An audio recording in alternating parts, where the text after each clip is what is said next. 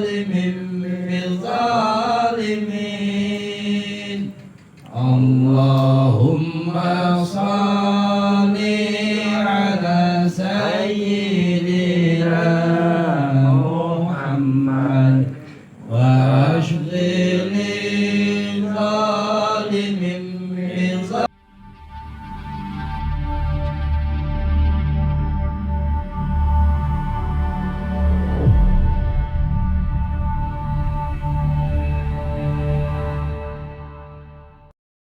Mudah-mudahan kita semua mendapatkan ridho dan berkahnya Allah. Amin ya Allah, amin. Amin. Salli wa sallim wa barik alaihi. Pak, saya rasa siapa yang terakhir, bisa Pak Irfan atau Babe yang terakhir? Ya. Kita nggak tahu siapa manusia yang terakhir selain para malaikat. Ya. Jadi hayatul dunya bil insan, hidupnya dunia lantaran kena ada manusia. Wa hayatul insan bil ruh, hidupnya manusia lantaran kena ada ruhnya. Jadi kita bisa berjalan ke sini maka dikatakan mati. Begitu juga dengan kita, bisa bergerak ke sana kemari, bisa hadir ke sini lantaran bukan jasadnya doang, juga ada hikmahnya, ada ruhnya. Jadi kita dikatakan hidup karena ada ruhnya.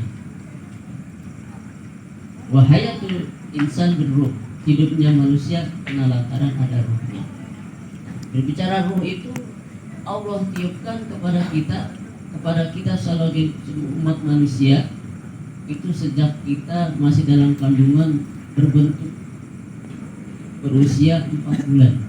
Itu sudah ditiupkan ruh oleh Allah Subhanahu wa taala, bahkan sudah ditentukan ajalnya, rezekinya, nanti dia kerja di mana, ketemu siapa aja di dunianya nanti. Itu sudah ditentukan ketika kita berusia dalam kandungan ibu kita berusia 4. Namun sebelumnya saya ingin menyampaikan sebuah kalimat. Hayatud dunya bil insan wa hayatul insan bil ruh wa hayatul ruh bil ilmi wa hayatul ilmi bil amal wa hayatul amal bil ikhlas. Hidupnya dunia lantaran kena ada manusianya. Jadi kalau kita bayangkan seandainya dunia ini tidak ada orangnya, jangankan dunia, satu komplek, katakanlah di klaster sudah digariskan, sudah ditentukan oleh Allah sejak kita masih dalam kandungan berusia. Jadi wahayatul insan birruh, hidupnya manusia lantaran karena ada ruhnya. Kemudian wahayatul, sering memberikan makan kepada ruh kita, maka insya Allah ruh kita akan hidup. Ruh kita ini akan kelaparan kalau kita tidak beri makan. Makanya ada kata kalimat siraman rohani, penyegaran rohani. Itu artinya agar ruh kita ini bisa diberikan makanan. Apa makanannya? Itu ilmu. Jadi amal, hidupnya ilmu lantaran diamalkan. Jadi kalau kita punya ilmu, walaupun sedikit kita amalkan. Minimal kepada keluarga kita, anak-anak kita, semua yang kita ketahui, ilmu yang kita miliki, kita amalkan, baik buat diri kita maupun juga buat orang lain. Wahayatul ruh, wahayatul ilmi, wahayatul ruh bil ilmi, wahayatul ilmu bil amal, wahayatul amal bil ikhlas. Kemudian yang terakhir wahayatul amal bil ikhlas, hidupnya amal itu lantaran ikhlas. Kalau orang sudah tidak ikhlas, itu akan temporer. Contohnya seperti kemarin lagi zamannya pilkada atau mau pemilu, itu banyak yang cari perhatian, ngasih sana, ngasih sini, ya. Berikan sesuatu untuk mendapatkan suara. Nah itu tetangga misalkan. Atau misalkan Ada seorang pemuda pengen minta perhatian, mendapatkan perhatian seorang wanita. Dia rajin sholat, rajin puasa, pokoknya serba rajin, lantaran kena ria. Tapi setelah apa yang dia inginkan itu tidak ada, sudah selesai. Tapi kalau ikhlas dengan Allah Ta'ala sampai kiamat. Ada jamaah sekalian, ada hadis Rasulullah SAW, ya Ibnu Mas'ud, julusuka sa'ah la tamassu qalaman wa la taktubu harfan falun laka min itqi al-quraqabah. Wahai Ibnu Mas'ud, duduknya kamu, Rasulullah, duduknya kamu di majlisil ilmi, di dalam majlis ilmu, majlis ta'lim, la tamassu qalaman, walaupun kamu tidak membawa pulpen. Bapak-bapak ada bawa pulpen enggak? Enggak kan? Kata Rasulullah, wala taktubu harapan, dan juga kamu tidak menulis sesuatu sehuruf pun, kata Rasulullah. Kayak kita nih atau bapak-bapak di majlis ta'lim ini, meskipun tidak bawa pulpen, tidak menulis satu huruf pun, itu lebih baik pahalanya di sisi Allah daripada memerdekakan 1000 budak. Coba dikalkulasi, misalkan satu budak zaman Rasulullah itu katakanlah 10 juta. Membebaskan budak itu, dia budak zaman Rasulullah itu makin mahal. Tapi semakin kualitasnya sedikit, ringan atau kecil kualitasnya, maka harga jualnya juga murah. Nah, ini kata Rasulullah, duduknya kita di majlis ta'lim itu lebih baik pahalanya di sisi Allah daripada memerdekakan 1000 budak. Nah, kita satu pun apa pernah, atau kita mampu, gak usah banyak-banyak, gak sampai 1000, 10 aja kita belum tentu mampu. Tapi di sisi Allah itu pahala kita menghadiri majlis ta'lim itu pahalanya sebanyak 1000 budak yang kita merdekakan. Itu pahalanya itu sama dengan kita hadir di majlis ta'lim. 1000. Jadi mudah-mudahan malam hari ini adalah malam awalan ya, bisa kedepannya ini memotivasi berdasarkan hadis ini, pahala yang sangat luar biasa, itu sampai bahkan lebih baik daripada kita memerdekakan 1000 budak. Banyak hadis-hadis Rasulullah SAW yang lain tentang keutamaan dalam menghadiri majlis ta'lim. Baik Bapak-Bapak, Bismillahirrahmanirrahim. Wa'budullaha wa la tusyriku bihi syai'a wa bil walidaini ihsana wa bijil qurba wal yatama wal masakin wal jari jil qurba wal jari jil junubi was sahibi bil janbi wa bis sabil wa ma malakat aymanukum innallaha la yuhibbu man kana mukhtalan fakhura. Tusyriku bihi syai'a, kalimat yang pertama.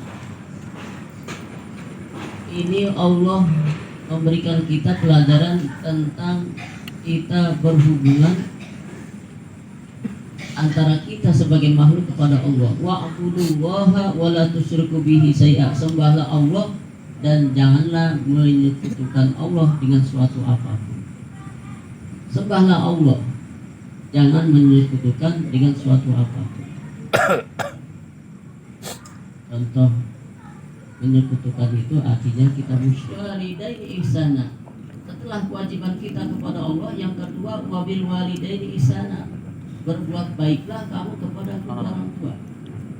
Nah, mohon maaf, meskipun kita sudah jadi orang tua, kalau kita masih punya orang tua, maka kewajiban kita masih ada sebagai anak.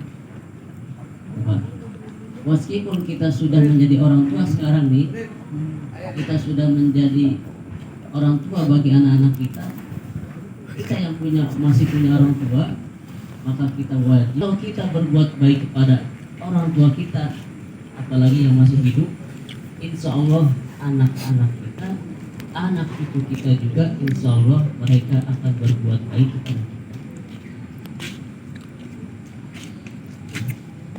Jadi kalau kita berbuat baiklah kepada kerabat. Nah, kerabat ini kan kakak, adik, paman, bibi, ya, keluarga inti. Itu kita harus berbuat baik. Ya. Kita harus rukun sama saudara. Jangan sampai ada di bahasa orang Sunda, di bahasa mengatakan dulur jika batur, batur jika dulur. Older like brother, brother like older. Orang lain kayak saudara, saudara kayak orang lain. Itu bahasa ini Bapak pernah dengar? Ya. Sering kan? Saudara itu kayak orang lain, orang lain kayak saudara. Dulur tiga batu, batu tiga dulur. Ini kenapa? Akibat kita tidak menjaga kerukunan dalam rumah tangga, dalam berkerabat. Biasanya ini kalau orang tuanya udah nggak ada, udah mati obor rasanya. Seperti itu. Ya. Kalau sudah mati obor, ya udah. Lulu, gua udah. Ya. Itu baru sama ya keluarga inti. Bagaimana sama orang lain? Ya pernah kejadian lucu nih Pak. Ini bicara tentang tadi mati obor. Kurang kerukunan dalam rumah tangga, tidak kenal keluarga sendiri. Pernah kejadian nyata di Polsek Tarumajaya ada dua anak muda. Ini kasusnya berantem. Oh beda sekolahan anak SMP. Waktu diinterogasi sama polisi, katakanlah si A dan si B. Kamu anak mana? Si anak sono. Ini anak mana? Sono. Pas itu apa ditelepon lah keluarganya. Nggak tahunya saudara. Tadinya udah mau salah satu itu lantaran karena tadi mati obor. Saudara sendiri sampai tidak kenal masuk. Ya, hanya kalau biasanya memang kita pengen seperti itu ya. Jangan sampai kita merasa saudara kayak orang lain kayak saudara. Sering kita merasakan itu. Itu lantaran tadi ya kerukunan kita dalam rumah tangga, dalam berkeluarga. Pertama orang tua ya mama hablum minallah Allah, kemudian hablum minannas. Yang pertama urutannya orang tua, yang kedua kerabat, nah yang ketiga urutannya wal jari junubi, dan yang ketiga berbuat baiklah kamu kepada tetangga dekat. Wal jari junubi wal jari wabijil kurba wabil walil isana wabijil kurba. Anak-anak yatim kita juga harus berbuat baik dengan cara apa? Dengan cara menyantuni mereka. Ya, urutannya. Kemudian wal masakin, kepada orang-orang miskin juga kita harus berbuat baik. Jangan sampai memaaf ya, kadang-kadang dekat dan tetangga jauh.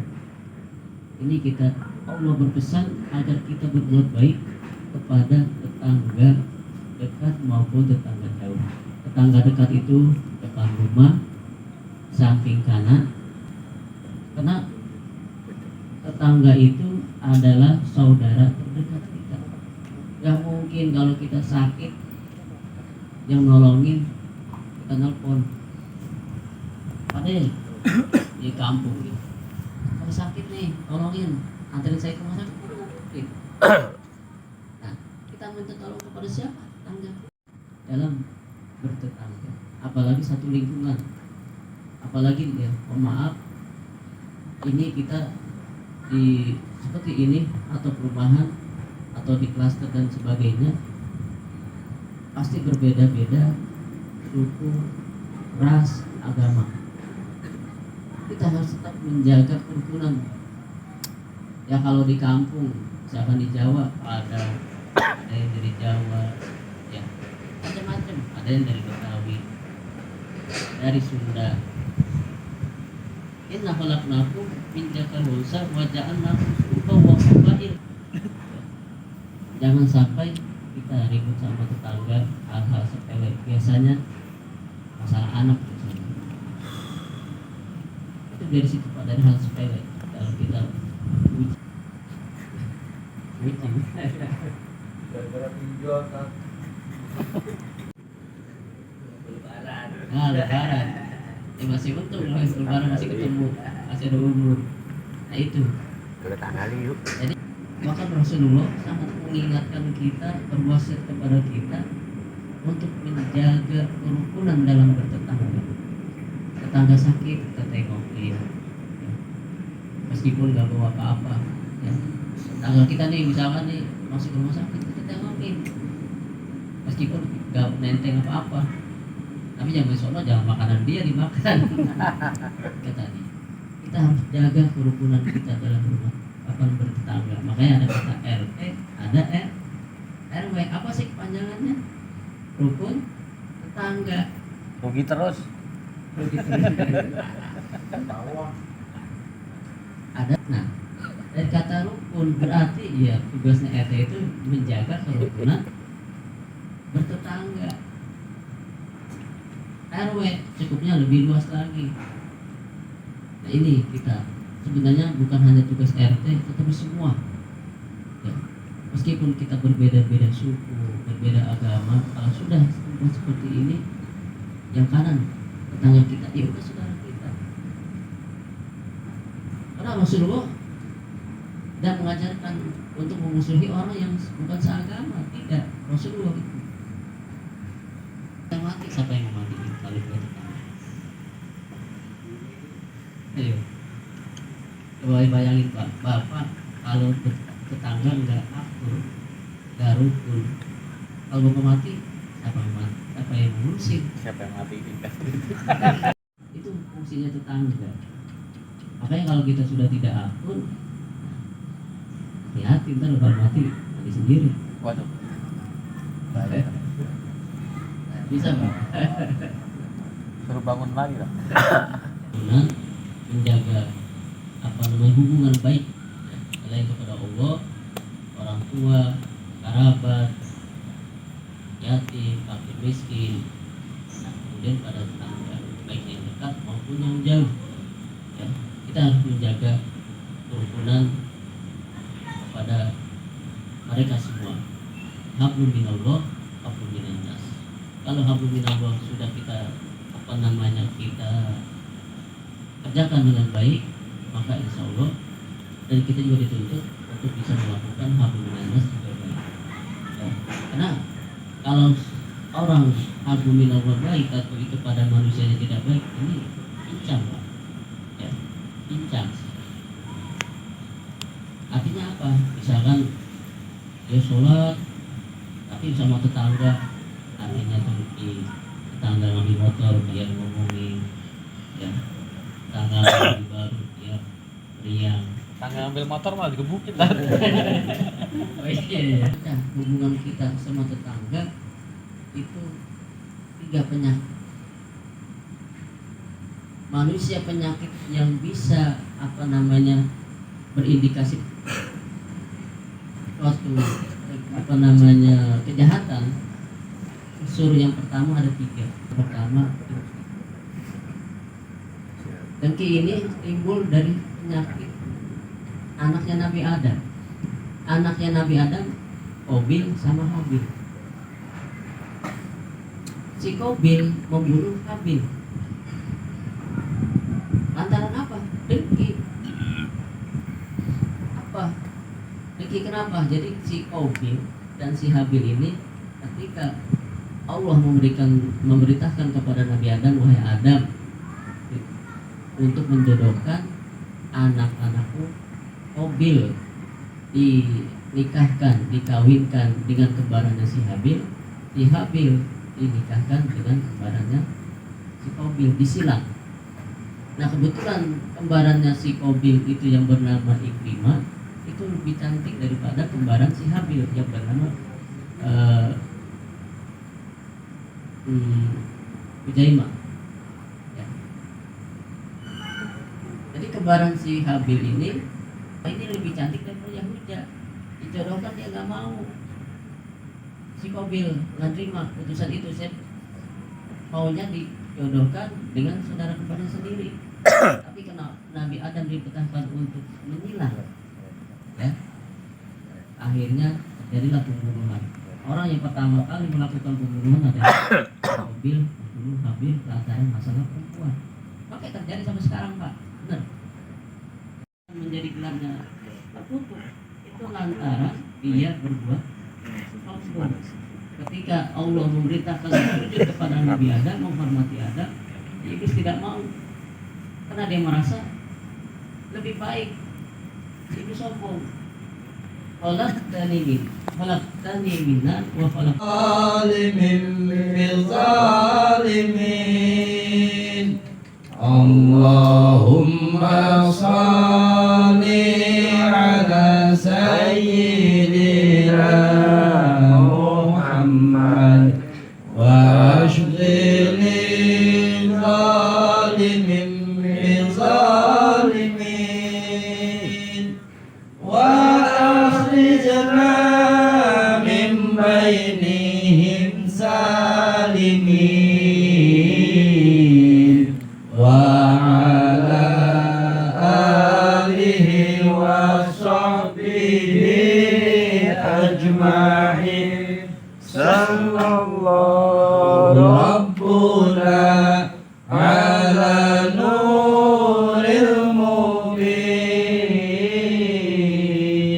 أحمد المصطفى سيد المرسلين وعلى آله وصحبه أجمعين وعلى آله وصحبه أجمعين.